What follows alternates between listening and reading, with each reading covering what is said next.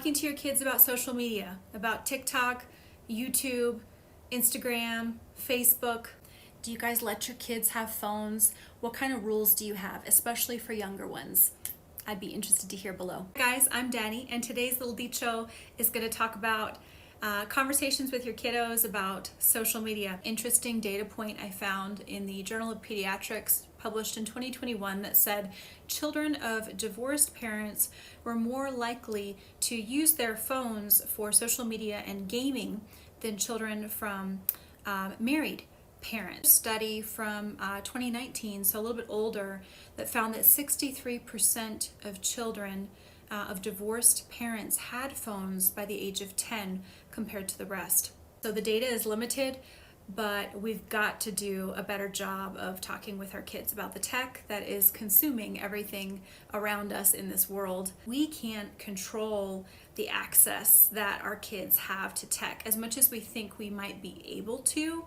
You're not in control of the dynamics at school and the child that has a phone, the child that knows all about the phone and the internet and the different apps for YouTube and social media. You don't know what they're being exposed to, in short, at extracurriculars, at school, and in various environments, especially if a child is going between two homes and the rules are quite different between those two homes. That's another place they may encounter all kinds of things on their tech devices. So if we can't control their access to devices, then we can't control their access and exposure to content and social media, whether it's for the good or for the bad.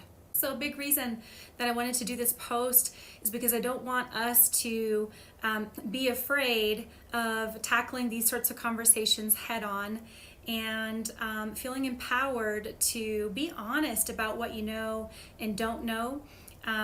Your child comes home and maybe they, in your situation, they don't have a phone, or you have pretty strict rules around this, and they ask you or mention TikTok or Instagram or Facebook or YouTube. One of the easiest ways that you can quickly collect yourself if this child is too young, in your opinion, to be exposed to this is to just simply ask, oh, okay, well, what do you know about TikTok and Instagram and Facebook? Ask the question back. Ask to find out where they heard about it, what they've seen, and gauge before you respond. Wait for them to share where they're at and the age appropriateness of a response. Engage from there what to follow up with. For example, okay, Instagram and Facebook, they're like the same thing, and you can post videos and share content, and it can be for good. And give some examples like cooking, gardening, educational things, storytelling. It could also be used for bad, for bullying, and for other content that obviously is very age inappropriate, but we have to assume they are going to get exposed to at some point with this conversation or without. And so the earlier you can just gauge where they're at and take the temperature with their exposure to this, especially if they open the door and bring it up, you walk through that door.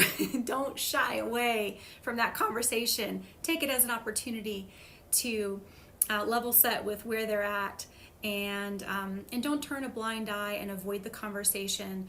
I think if you're really brave, create a TikTok account and go anonymous out there so that you understand the environment and the content that your kids, our kids, are growing up with in this day and age, so that we're not naive. If your child is older, go to the place of explaining why you're concerned and having these conversations. It's not to be a policeman over you, it's to protect you. And cyberbullying, online predators, and even now we're hearing about young kids' images being taken and put through various apps to show them unclothed. This is a real thing that's happening.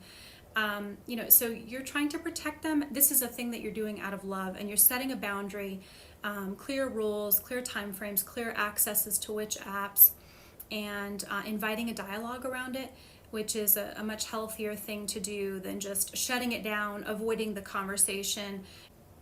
Remember, if they're coming to you with a question or respond with a question, you ask them in follow-up.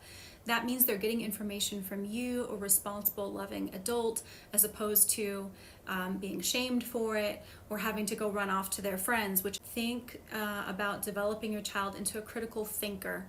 And I hope this detail helps. This is tough stuff, and I don't think that the professionals necessarily have this all figured out. We are in this boat together, and tech is evolving every single day, and our kids are so versed in it that we've got to do better. We've got to catch up. We've got to be right there with them in the conversation, and even better, we've got to be using it ourselves to understand what they're encountering.